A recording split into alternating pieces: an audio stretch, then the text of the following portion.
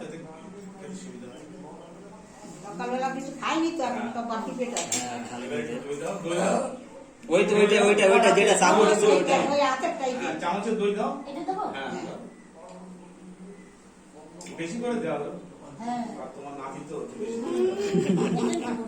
হ্যাঁ, নাতিদের খাওয়াই। হ্যাঁ, হ্যাঁ। দেখবো না এরপরে কত খাওয়াবো।